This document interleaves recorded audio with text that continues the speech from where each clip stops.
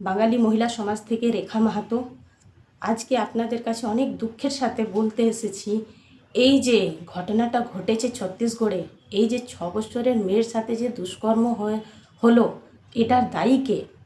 আপনারা ভাবুন, এই যে সমাজে আমরা মেয়েদের সাথে যে এই দুষ্কর্মগুলো হচ্ছে, এটার দায়ী কে? দায়ী হচ্ছে সরকার। সরকারকে এটা নিয়ে একটা স্টেপ নিতেই হবে। কিছুদিন আগে আপনারা দেখলেন কলকাতাতে এই ডক্টর মেয়ের সাথে একটা ঘটনা ঘটে গেল, কিন্তু তার শাস্তি তো এমনি হলোই না। ভালো শাস্তি দিতে হবে সরকারকে, এমন একটা কঠোর শাস্তি দিতে হবে যেন মানুষ আবার সেই ঘটনাগুলো করার জন্যে তারাকে ভাবতে হবে যে যদি আমি কিছু ভুল করি তো সরকার আমাকে এমন একটা শাস্তি দেবে, সেটা এত কঠোর শাস্তি হওয়া দরকার। এই যে এখন আপনারা বলুন, ছত্তিশগড়ের যে মেয়ে, ছোট্ট একটা কচি মেয়ে, 6 বছরের মেয়ে, তার সাথে এই যে দুষ্কর্ম হয়েছে, তার মানসিকতাটা কত খারাপ যে সে একটা ছোট্ট মেয়ের সাথে এমনি করলো।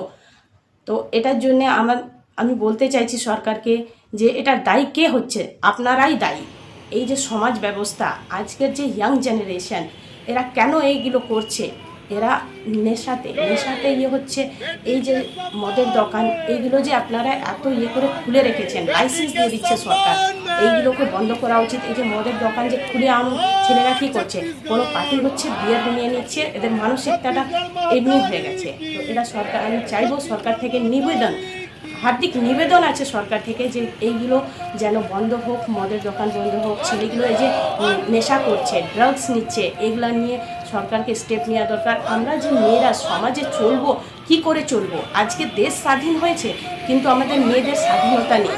আমরা বাড়ির থেকে বেরোলে ভাবি আমরা সেফলি বাড়ি ফিরতে পারবো কি না।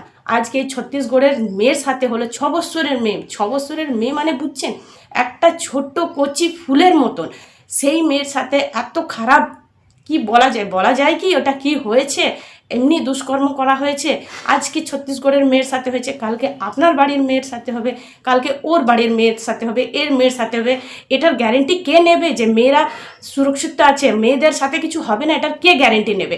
এটার গ্যারেন্টি নিতে হবে সরকারকে এমন একটা স্টেপ নিতে হবে যে মেয়েরা নিজেকে ভাববে যে হ্যাঁ, আজকে আমরা সেফ আছি, আমরা বাড়ির থেকে ভালো করে বেরোতে পারবো, আর রাত্রে যে ফিরে আসবো সেফলি আমরা ফিরে আসতে পারি। সরকার যদি এটা নিয়ে কিছু না করে, আমি বলবো যে সমাজে আমরা যারা আছি সবাই মিলে আমাদেরকে এটা নিয়ে বিরোধ করতে হবে, আর সবাইকে একসাথে আমরাকে চলতে হবে যেন সমাজে আর